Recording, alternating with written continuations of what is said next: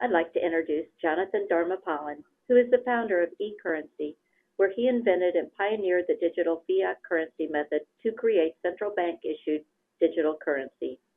He is a recognized expert in this space, with extensive knowledge of central bank requirements for a digital fiat currency issuance and distribution. Jonathan has engaged in several speaking opportunities on the topic, especially in central bank forums. Jonathan's vision to empower central banks in the digital economy has been fulfilled by eCurrency. Jonathan, over to you. Thank you, Chrissy. Hello, everyone. It's good to have you all on the call. Thank you for joining us. I'm going to spend a few minutes telling you about the work we've been doing, and then we'll quickly get into the topic of digital fiat currency and really talking more about the macroeconomic policy implications when the world transitions to a digital fiat. Several years ago, eCurrency was formed to address one particular issue, and that was the issue of what would happen as what we think of as a physical currency or currency issued by central banks today coming in the form of paper and coins transitions to a digital medium. It turns out that the mechanism to issue a secured digital instrument or a secured digital object did not actually exist. So eCurrency set about talking to several central banks, initially gathering their requirements for a digital fiat currency. And then we went away into the labs working with cryptographers, engineers, and scientists to build the technology so that a central bank could actually issue a digital instrument that would operate as a digital fiat currency. Now, of course, fast forward several years hence, we have multiple central banks actively studying the possibilities of issuing a digital currency. Several are actually testing it in the open market, with the idea being that these central banks could get into the hands of their public a digital currency instrument that could both operate on existing payment platforms, payment systems, and wallet platforms, and could also operate across existing and potentially future fintech technologies that would be able to carry and transact this digital medium. The essence of a digital fiat currency is that it's based in the root of currency law, which gives the central bank the sole power to actually create this instrument and the sole authority to actually distribute this instrument. Once distributed, it becomes the sovereign currency of the land. So depending on which country is issuing the currency, its name, its function, its status as legal tender is ensured because it emanates from the single sole authority who is chartered with providing this fiat currency, and that would be the central bank itself. Once we started looking at this, there were several questions asked about what would happen or what are the implications for macroeconomic policy. As the questions proliferated, we decided that it would be a good time to publish a white paper. And I'm pleased to say that I have been able to work with Rohan Gray, who's also on this call, to get the white paper out. If you don't already have a copy of this white paper, those who signed up for this webinar will be mailed a copy via email, and you can also find it on our website, eCurrency.net. Now, without much ado, let me introduce Rohan Gray to you. Rohan is a practicing attorney. He's a research fellow at the Benziger Institute for Sustainable Prosperity. He is also the founder and president of the Modern Money Network. He's going to be a doctoral fellow at Cornell Law School in the fall, and he'll be focusing on the relationship between legal design, macroeconomic policy, global development, and digital technology. What a perfect set of qualifications to be talking on the subject today. And Rohan, thank you for working with me putting this paper together. Looking forward to hearing more from you. With that, over to you. Thanks, Jonathan, and it's a pleasure to be here. Just to give a brief overview of what I'm going to talk about, I'm going to start with a sort of overview of the context in which we see digital fiat currency emerging. Then I'm going to go into the core characteristics of digital fiat currency, and then look at the implications and challenges to the implementation of digital fiat currency in light of that context, in light of the defining features. And then if we have a bit of time, I might look at a case study before finally looking at going into questions from everybody. So first looking at the context, there is essentially a large there's a large range of views about how money works and what money is. So the first thing we want to clarify is how we see money. And the way that we look at money is, first of all, as a tool of social governance. That is to say, unlike many views that start with a physical commodity and talk about how it gains the properties of money, we ask the question of money, what is money, from the perspective of social design and governance. So we see money fundamentally as a legal relationship, defined in terms of the relationship between members of a polity and their government, where the value of money is driven primarily by its governance functions, namely the ability of the state or the central authority to impose certain kinds of obligations, whether they're taxes, fees, fines, court judgments, in a certain kind of currency, and demand that only that kind of currency can be used to satisfy that obligation. And in that context, that unit or that instrument then gains social value in private circulation beyond that. So we start from the power and the political relationships that are the core of modern contemporary democratic society. The other dimension that we look at is the sort of historical materiality of money. That is to say, there is a difference between money issued today and money issued in ancient Mesopotamia. So we look at money as a payment media, even as it is also a legal and social relationship. And in that respect, it matters, the technological design of money matters for how the legal structure of money then gets established. And notably, and I'll talk about this more later, there is a large distinction between money that exists as an account entry on a centralized register, where individuals or entities must obtain accounts at that intermediary or at that ledger entity, versus a payments media where, legally speaking, any entity that possesses the physical or nominal representation of that instrument owns that instrument as essentially a property right, rather than a contractual right with the intermediary. So there is a relationship between the technology and the legal design.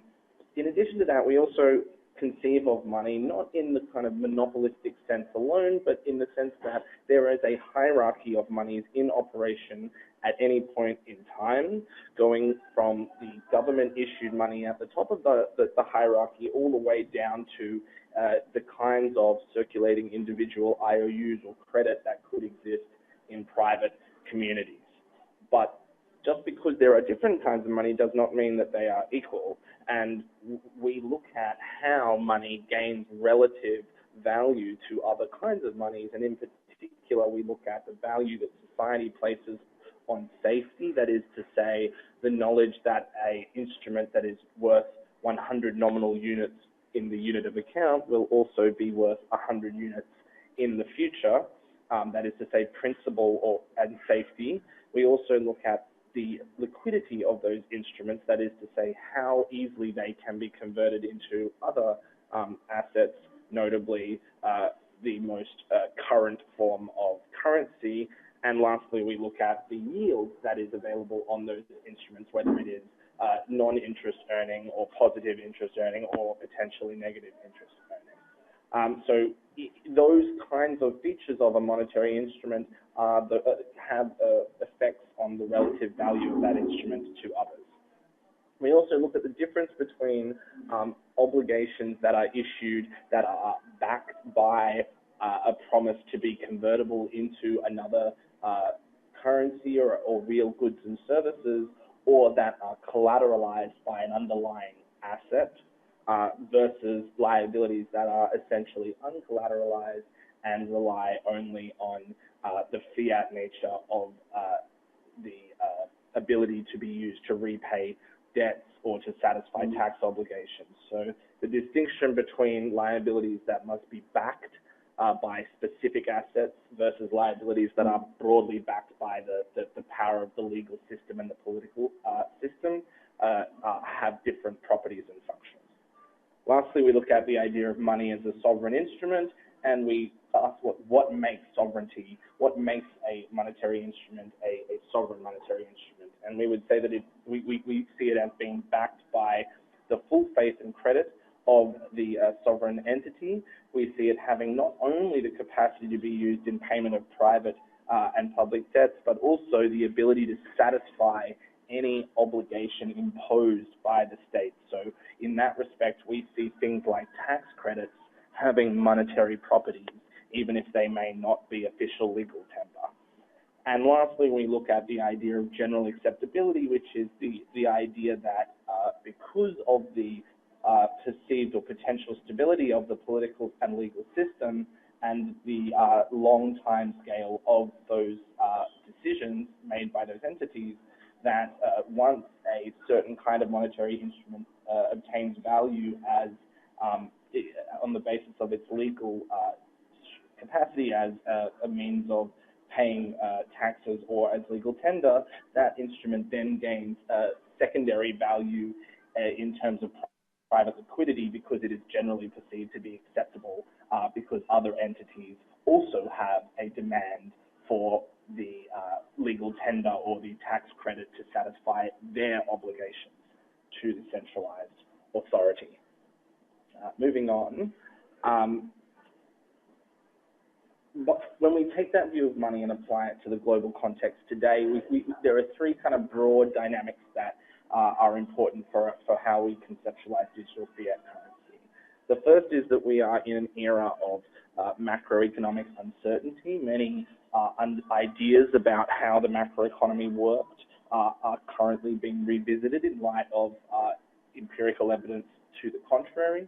And traditional tools that were seen as sufficient to maintain growth and full employment and sufficient demand are now being considered to be insufficient, and new tools are being proposed and debated to try and overcome those deficiencies. At the same time, there is a wide recognition that one of the major causes of the global financial crisis was the development of the shadow banking system that emerged in part as a result of the structural undersupply of safe liquid assets.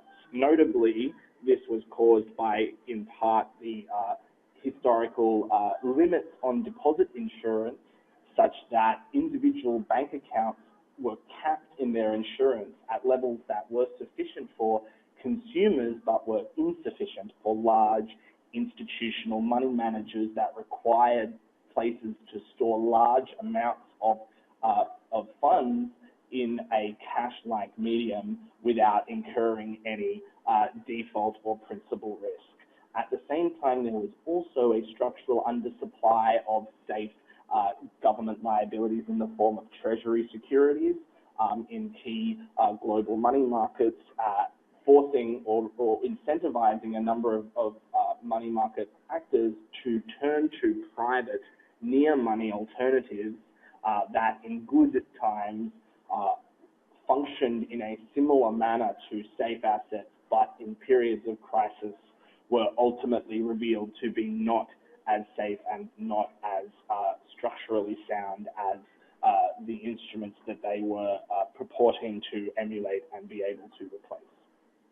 At the same time, the second feature is that the commercial banking system, that is to say the traditional depository institutions or the sort of Jimmy Stewart-style banking system, is in a state of flux. As a result of two large industrial trends. The first is the rise at the retail level of entities that are performing basic payment services and checking account services, that is to say, a store of safe funds that may earn some sort of interest but is not primarily an investment vehicle, but rather merely an electronic cash transactional system, while at the same time those entities are deliberately avoiding or resisting embracing the full suite of banking activities, including accepting loans, conducting underwriting, and expanding private credit.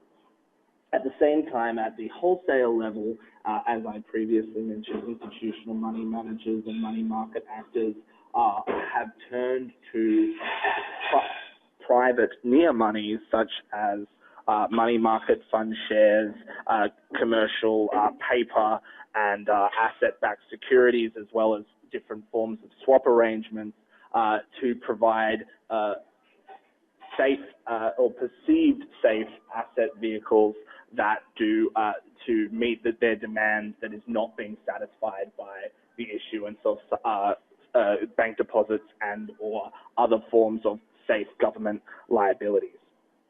The final feature of the current context is that as a result of these two other trends and other things, Treasury departments and central banks around the world have engaged in unprecedented forms of coordination and new regulatory approaches, which through that process has exposed or revealed commonalities or complementarities between fiscal and monetary policy that were previously underemphasized in traditional macroeconomic theory. So, both in the context of the need for fiscal policy to provide sufficient safe assets from the government, the consolidated government sector, independent of the size of the budget deficit at any point in time, so that is to say, the monetary policy aspects or the financial stability aspects of fiscal policy, while at the same time looking at the role of new tools such as interest on excess reserves and the ability of the central bank to use treasury securities to conduct monetary policy to understand the fiscal dimension of monetary policy in terms of interest income channels to the economy, as well as the broader aggregate demand implications of financial innovation and or macroprudential regulatory decisions. As a result of these trends, there is a blurring of the distinction between what we can traditionally consider government money and what we would traditionally consider government debt.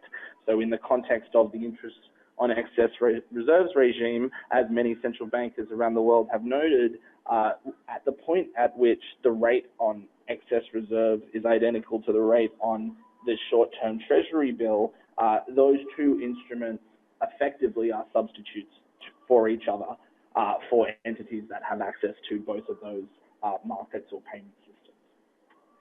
So that's the context in which we're looking at. And if we now turn to digital fiat currency, there are, broadly speaking, 6 core characteristics that we see as essential to a digital fiat currency. The first is that it is issued and thus is a liability of the sovereign entity of that political jurisdiction. Whether that gets recorded as a liability in the way that treasury debt does versus whether it gets recorded in the way that coins get recorded is less important than the fact that this represents a issued token of the sovereign that the sovereign promises to accept back in payment of taxes, fees, fines, and declared legal tender. The second aspect is the at-par convertibility between this digital unit and other forms of sovereign-issued liabilities.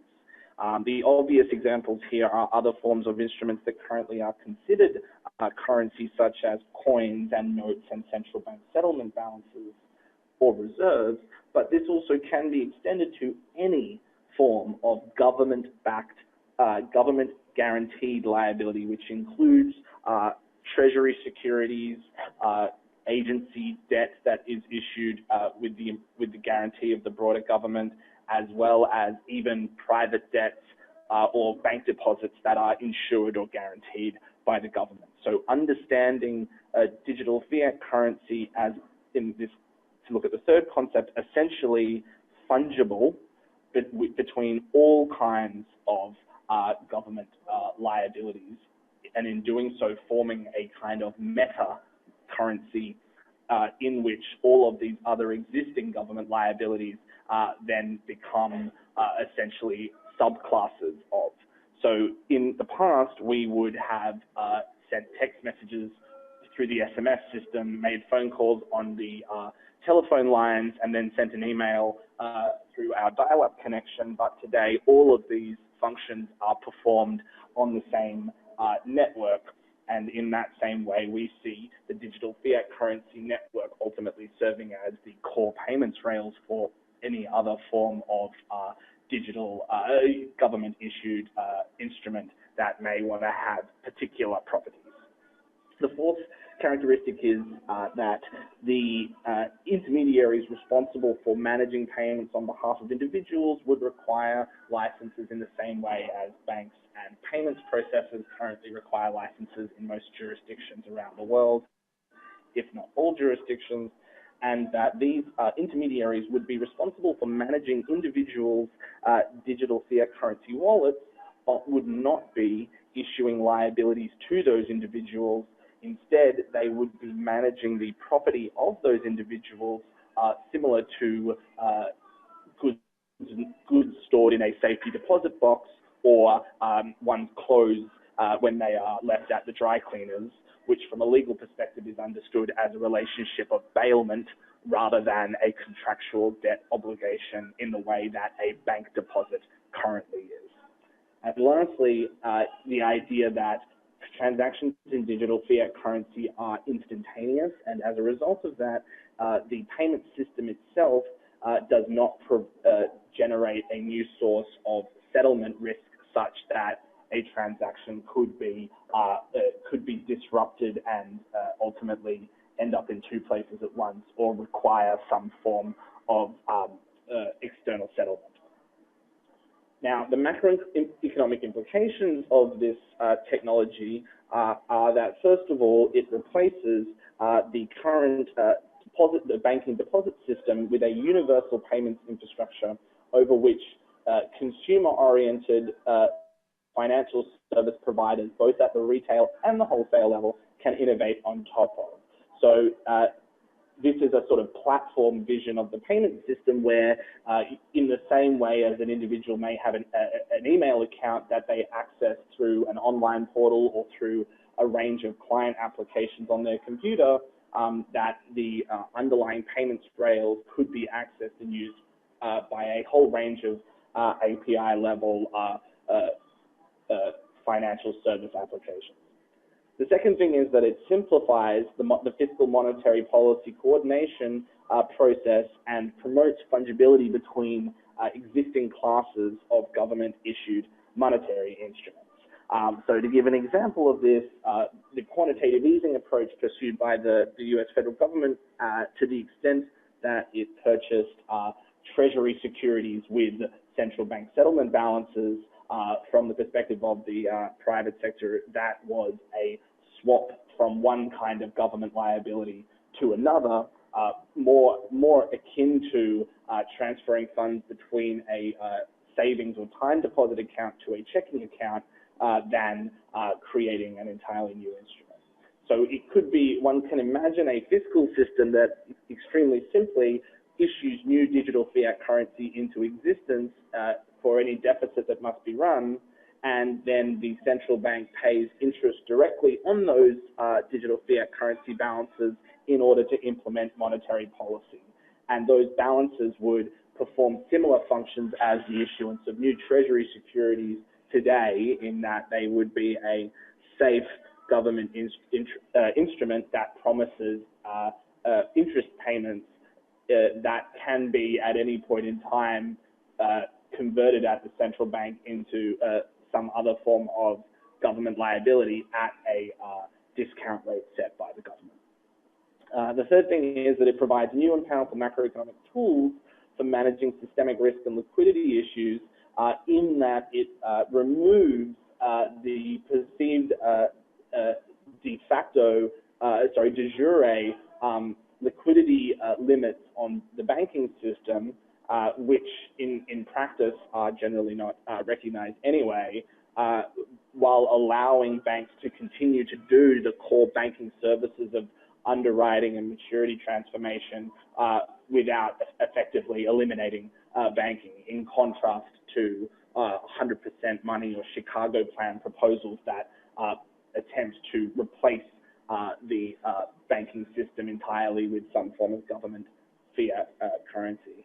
And so in doing so, it provides effectively potentially unlimited facility to provide safe assets to the private sector, both at the retail and the wholesale level.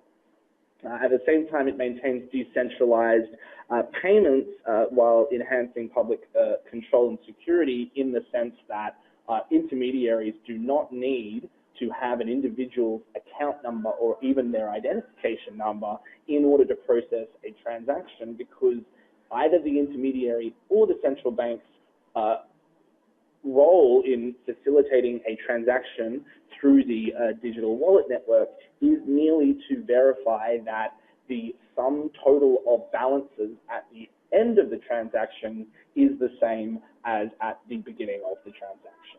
So to give a basic example, if I had $100 and wanted to transfer 50 to Jonathan, I could ask a payments intermediary to essentially turn my $100 balance into two $50 balances and give one $50 balance to Jonathan without actually needing to set up an account at that entity.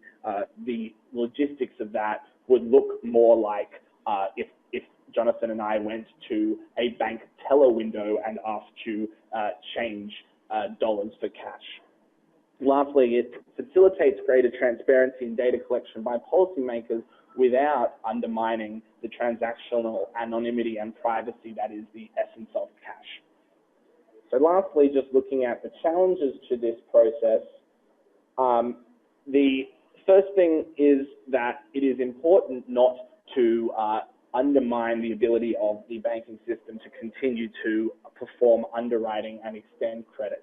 So to the extent that currently banks only require a limited amount of reserves relative to their overall deposit base, primarily for the purpose of settling transactions between banks and satisfying the cash needs of depositors, as well as the needs of depositors to satisfy tax payments to the government, that can be addressed through the central bank adjusting the relative cost of obtaining additional digital fiat currency balance relative to the current interest rate set on reserves. The second challenge is to ensure that the wallet architecture is sufficiently secure such that it does preserve privacy and anonymity, while at the same time not presenting a impossible risk for know your customer, not undermining know your customer regulations or proposing an impossible risk for anti-money laundering efforts. But in this respect, the DFC approach is that these concerns should be addressed at the legal level rather than being baked into the technological structure of money itself. So in the same way as cash as an instrument cannot necessarily be traced or does not require know your customer rules, even while regulators employ a range of law enforcement mechanisms to prevent or to monitor, to limit how cash is used in money laundering or other undesirable activities. And lastly is the concern to ensure that the legal structure of eCurrency is consistent with a bearer instrument jurisprudence rather than gets misclassified by the political and judicial system as merely another form of banking deposit that is a liability of the intermediary network. So we can talk further about any of those things or other questions you have, but That's the end of my talk. Thank you. Thank you, Ron. Very nice presentation. Appreciate you doing it. As I'm speaking, I am seeing some questions come through.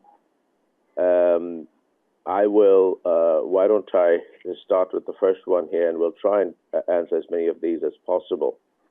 So you talked about a digital fiat currency actually coming through, coming from a central bank and represented on the central bank's balance sheets. Do you anticipate, Ron, that by issuing digital fiat currency, we will see a large expansion of central bank balance sheets?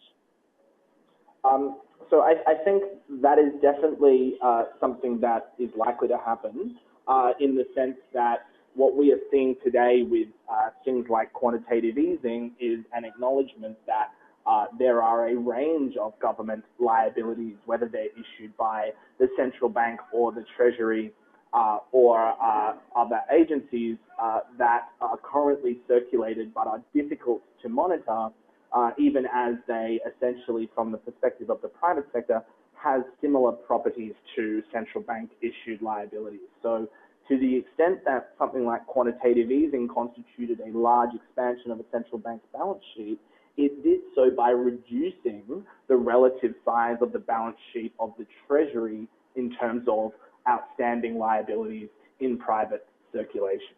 So in terms of, to give the example of the bank deposit system, if there were to be a one-time replacement of bank deposits or even mobile money deposits or mobile money dollars with digital fiat currency dollars, that would represent an expansion of the central bank's balance sheet, while at the same time would be a contraction of other balance sheets that are already implicitly, if not explicitly, guaranteed by the government. So the net effect on the overall amount of liabilities outstanding is not necessarily going to change, just the accounting records and the degree of harmonization between these various classes of liabilities. At the same time, once there is a perceived safe instrument, then it provides an opportunity for the financial markets to separate out what services they are providing that they are uniquely able to provide in a way that is more effective and efficient than the public sector, while acknowledging the role that can only be provided by the public sector, namely the preservation of a safe and stable payment system and the provision of a sufficient amount of state assets to satisfy retail and wholesale cash and savings needs in a way that preserves stability of the system and does not increase the internal leverage of the private financial sector in ways that are destabilizing. Thanks, Ron. It's clearly a popular question because I got lots of questions coming through here. Let me read out the next question, and maybe I'll answer it, and Ron, you can add some color if you may. The next question basically says, are you suggesting that DFC will replace bank deposits? And if so, does it take away the bank's ability or a commercial bank's ability to create money? The answer to that question is no, we do not anticipate digital fiat currency replacing bank deposits.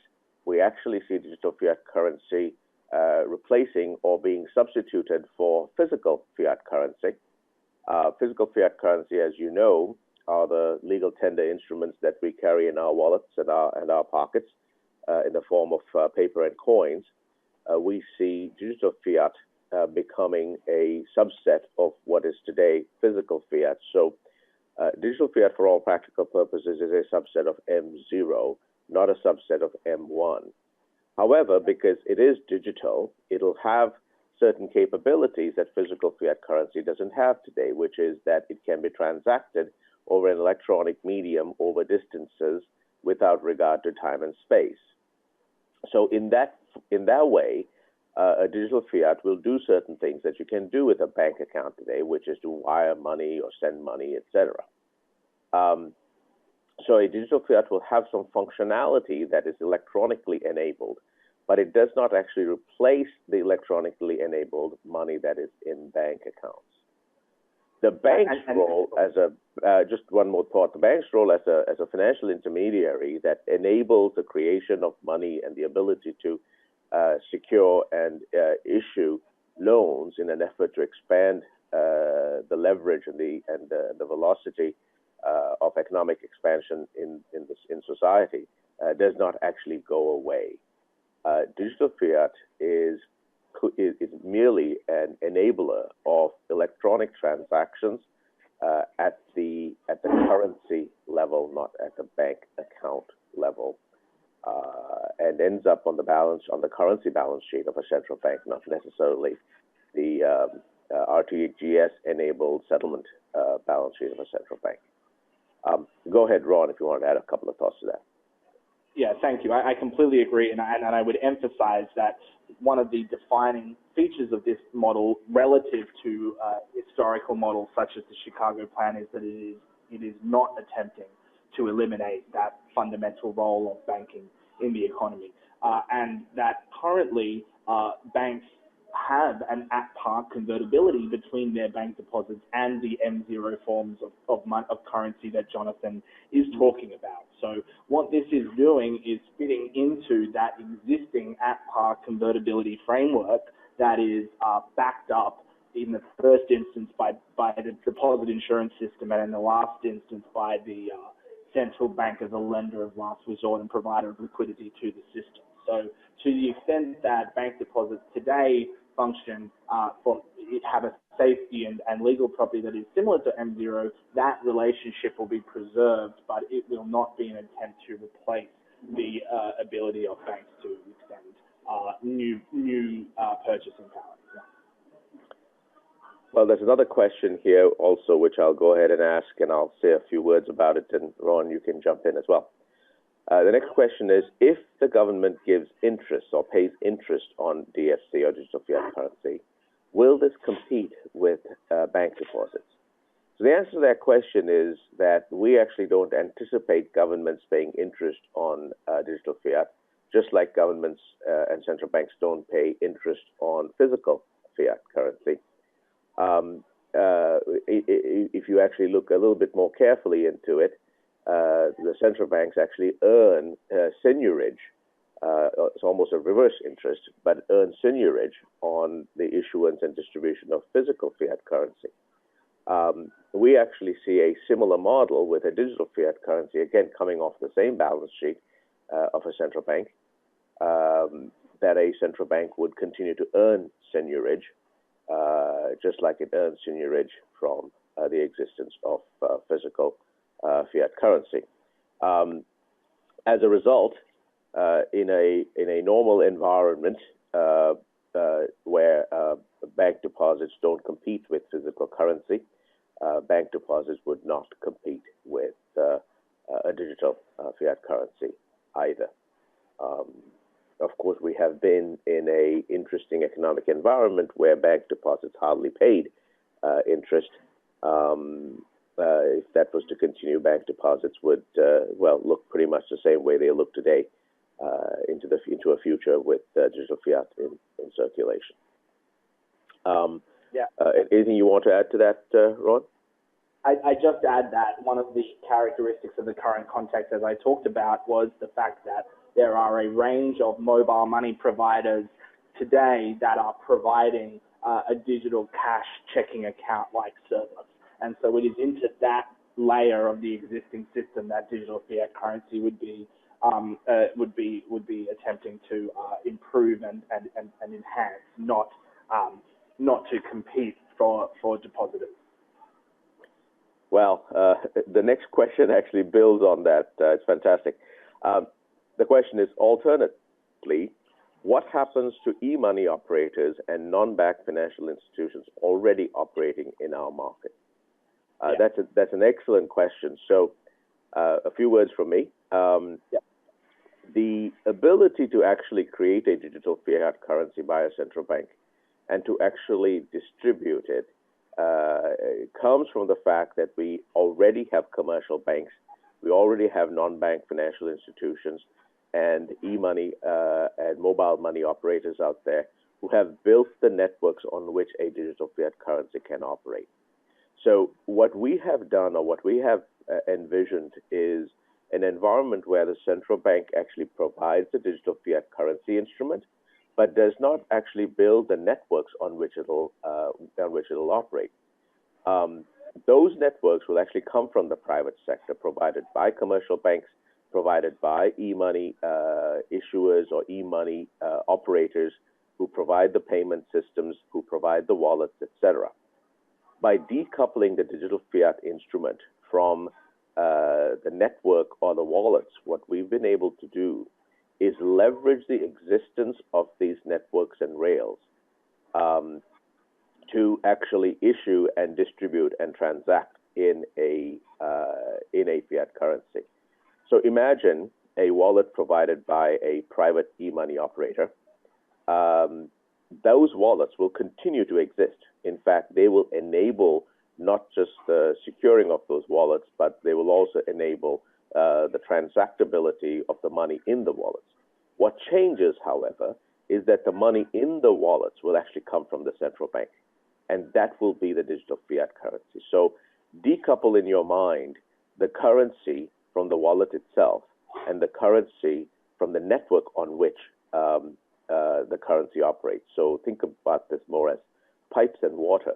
It's the water that comes from the central bank. The pipes will be provided by e-money operators, prepaid card operators, mobile money operators, commercial banks, non-bank financial institutions, et cetera, et cetera.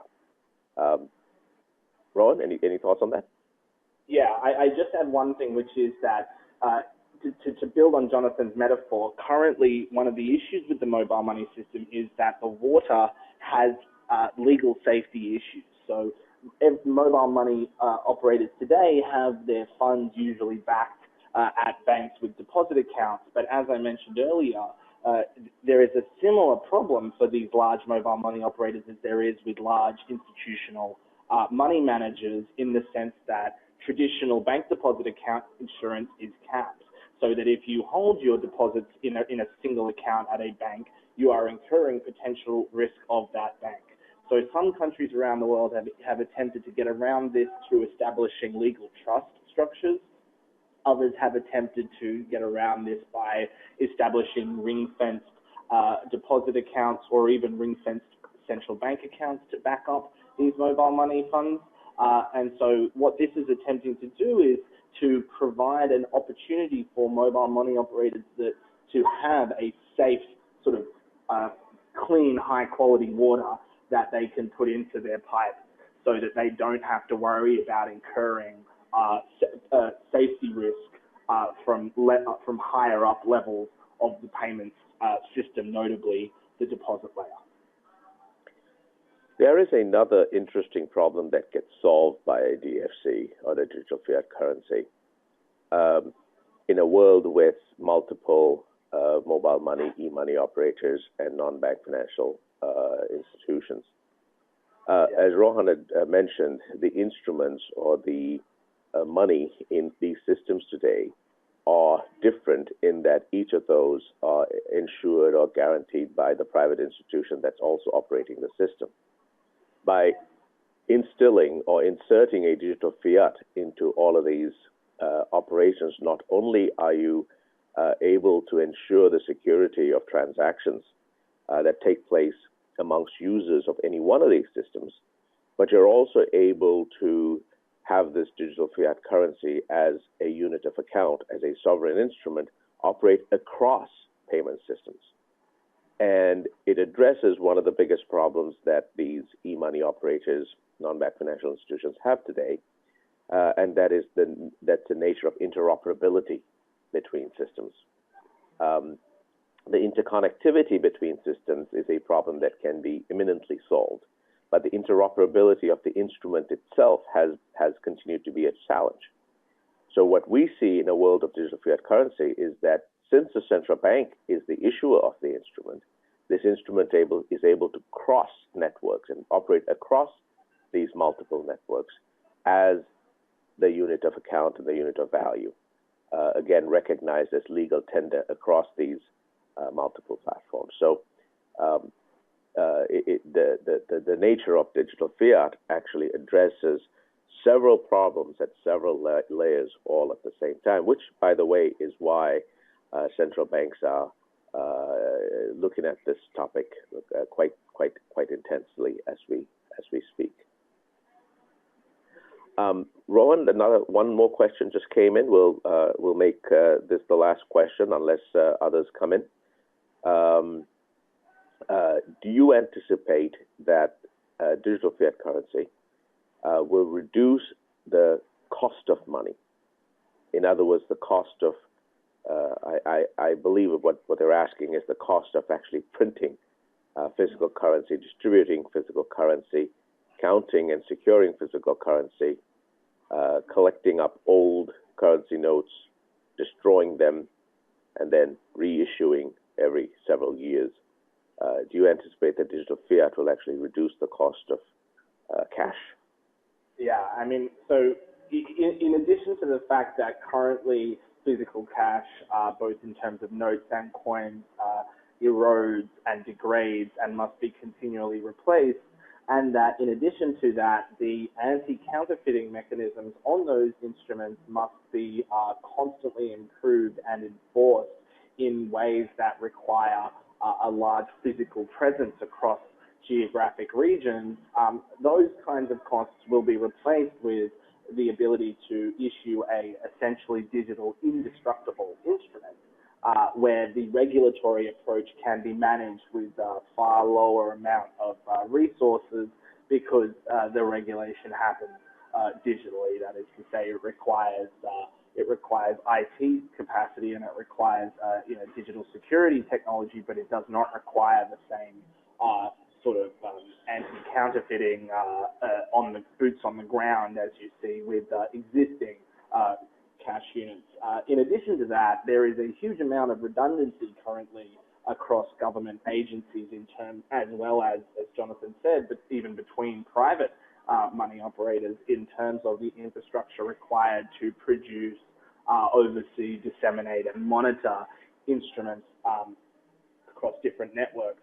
And so by creating a common underlying instrument protocol, you achieve harmonization, economies of scale in the kind of the regulatory and enforcement layers that cannot be achieved with the currently broken up and balkanized payments environment. We actually anticipate that the issuance of a digital fiat currency will reduce the cost of cash, so to speak, by an order of magnitude. And that's just for starters. And going out in time, we actually anticipate that it'll even reduce the cost of cash further, rapidly having that number approach zero in the terms of the cost to the central bank, cost to commercial banks, cost to the private sector, and cost to individuals holding it. We've had one more question that just came through, and I think we have time to answer it.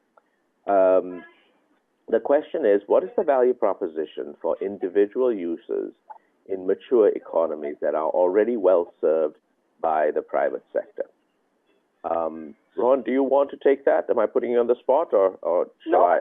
Okay, go ahead, take it. So the first two things here is, one is that at the retail level, the payments infrastructure in many advanced countries is actually less, I would say, efficient than in countries like Kenya, where the infrastructure is built on top of the existing telecommunications infrastructure and doesn't require a whole separate financial payments rails. So to go to my earlier metaphor, it is far more efficient to run all forms of digital packets through the internet layer than to have a SMS layer and a cell phone tower, etc.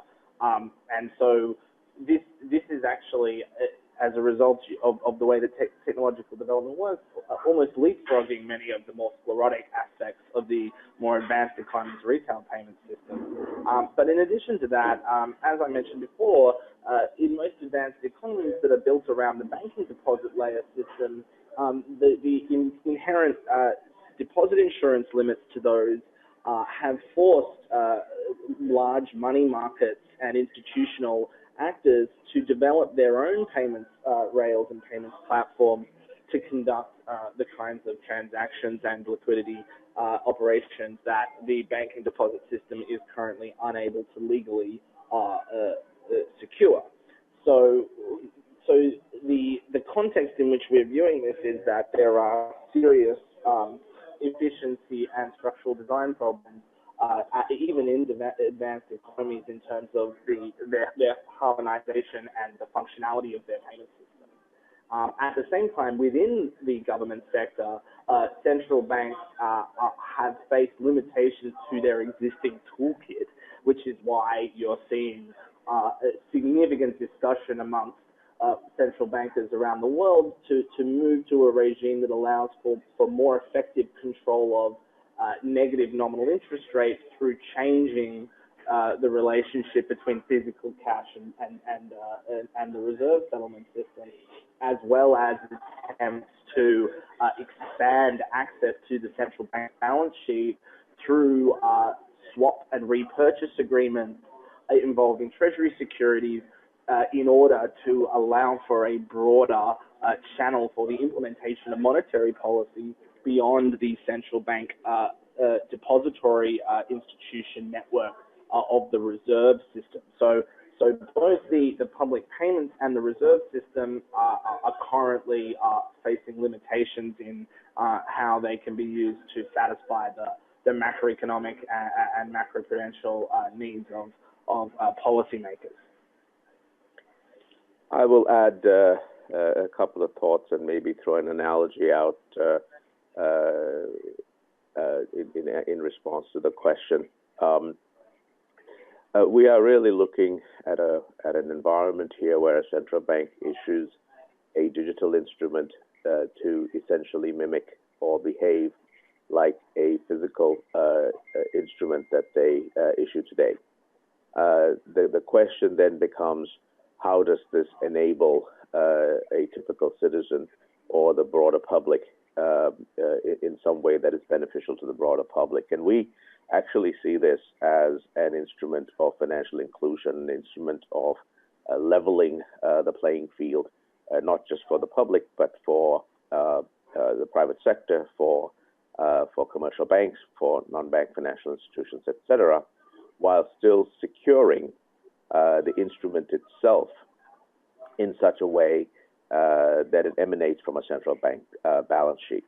Now, in some developed markets, the existing banking and account-based systems are quite widespread and are being quite effectively used by the public. But even in the larger developed markets, there is a significant portion of the public that does not have direct access to electronic means of transacting through a central bank issued instrument.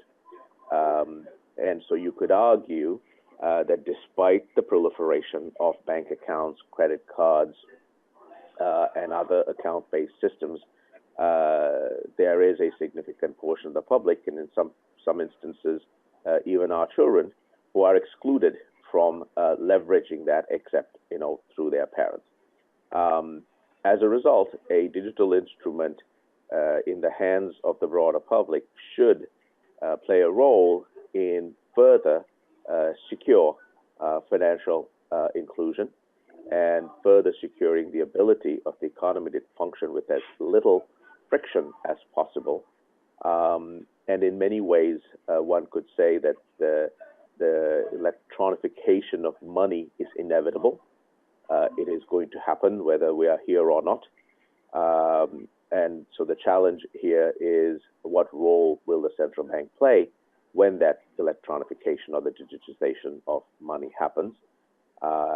And we see a digital fiat as a perfectly and legally enabled instrument that a central bank could move to, which is why we are seeing so many central banks in both the emerging markets and in the developed markets studying this quite carefully.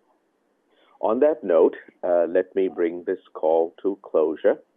Thank you so very much for all of you joining us and giving us your precious time. The paper that we wrote is available to you and will be sent to everyone on our mailing list right after this call. You can also find the paper on our website, eCurrency.net. Rowan, let me thank you for your time, and thanks for all the organizers who put this together.